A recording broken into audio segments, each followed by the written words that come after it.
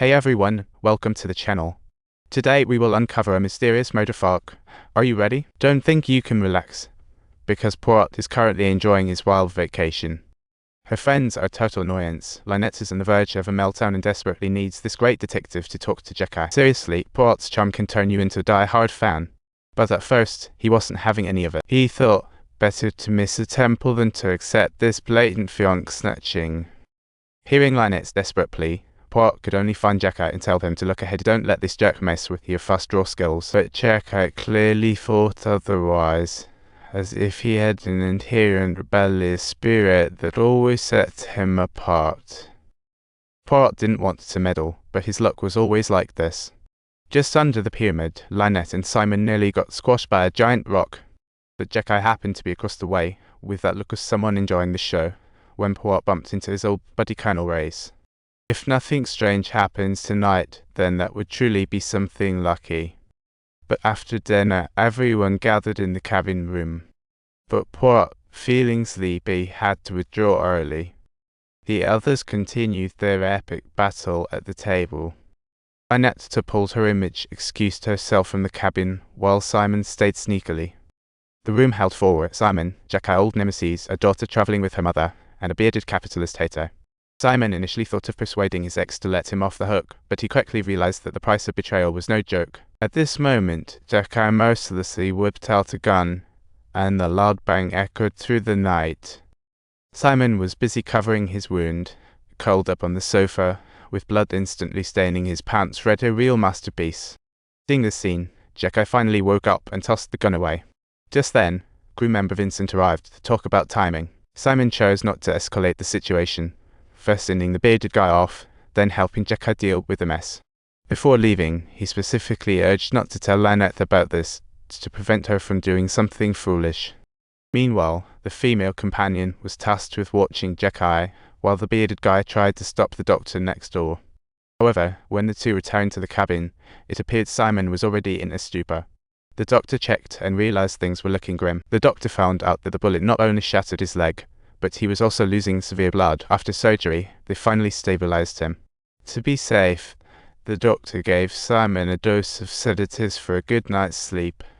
But how he explains this to Lynette tomorrow would depend on Simon's skills. But things were about to get wilder than anyone expected. When the bearded guy returned to the cabin last night looking for the gun, he found nothing. Colonel Reyes located an early bird Poirot and informed him about the accident last night. Lynette was dead. Poirot and the doctor checked the body and found there were no signs of struggle. There were burn marks on her neck, indicating that the killer had held a gun to her head while she was asleep, and boom, one shot to end it all. The blood writing on the wall was clearly the killer's name that Lynette had been trying to scribble before she met her unfortunate end. Poirot thought and was almost sure it was Jekyll, especially as Lynette's death matched his description. The case seemed crystal clear. It was absolutely the easiest locked room murder Poirot had encountered in his career.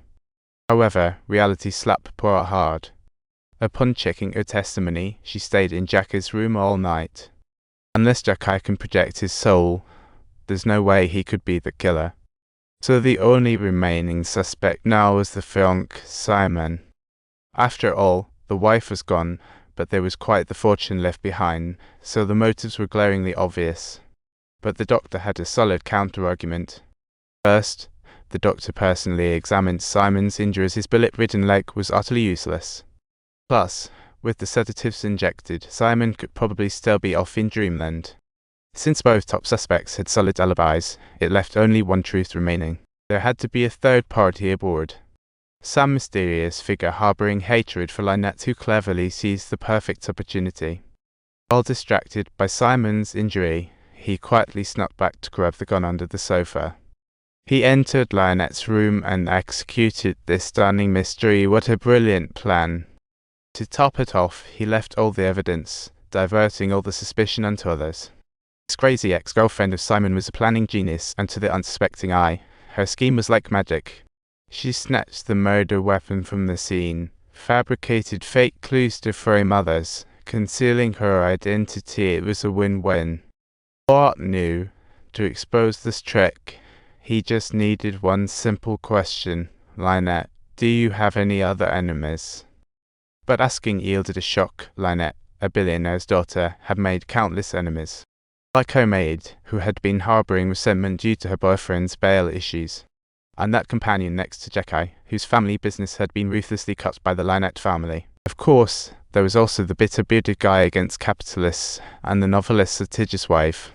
And lastly, the lawyer managing Lynette's estate. Poirot could only say, this was quite the glowing league of innocence. Thanks for watching. If you enjoyed our content, please remember to like and subscribe.